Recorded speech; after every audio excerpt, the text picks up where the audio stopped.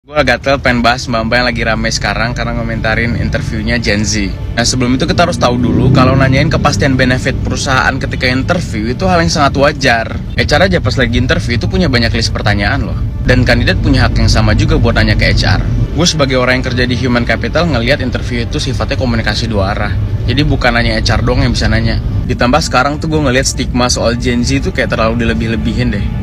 Banget sih anak Gen Z zaman sekarang, kata Mbak Angel Wijaya yang VT-nya udah kehapus. Serba salah gak sih jadi Gen Z?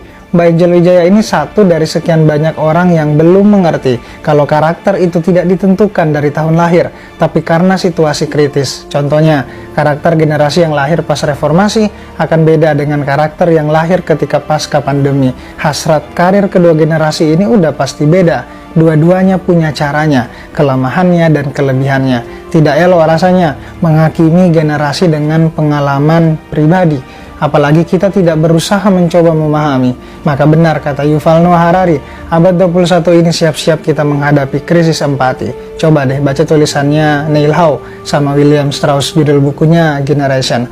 Karena dia orang yang klasifikasiin generasi dari tahun lahir. Gak pernah tuh dia julitin Gen Z. Kalau mau nyindir sekalian, sebut nama orangnya. Stop menggeneralisasi generasi. Gen Z mental lemah lah, Gen Z dikit-dikit gini lah, Gen Z itulah, apalah, udahlah. Mbak, Gen Z itu atau bukan? Kalau ya sih harusnya diingetin bukan dijulitin. Setiap generasi punya problem. Generasi yang di atas harus siap jadi jembatan, bukan malah terus memberi beban. Oh iya, terakhir, Indonesia tidak akan jadi emas jika anak mudanya selalu dibuat cemas oleh negara sendiri. Semoga ini jadi pembelajaran untuk kita semua. Gimana menurutmu? Debat tetap pakai adab. Pastikan bidang kalian bukan cuman admin doang, maaf nih, bukan bilang admin.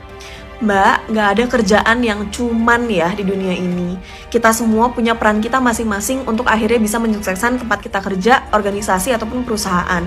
Lagi pula, kita gak berhak untuk menilai pekerjaan orang lain berdasarkan apa yang mereka kerjakan. Karir itu pilihan kita masing-masing loh Mbak. Dan ya buat teman-teman yang sekarang nonton, jangan berkecil hati dengan apa yang barusan teman-teman dengar. Dan by the way itu VT-nya udah lama ya.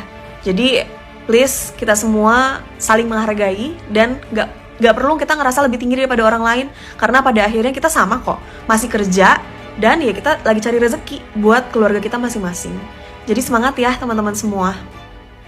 Kalau kamu gimana? Setuju gak nih dengan statement mbaknya yang bilang admin doang? Dan by the way ini bukan pertama kali ya dia bilang admin doang, tapi gimana menurut kamu? Coba share di kolom komen ya.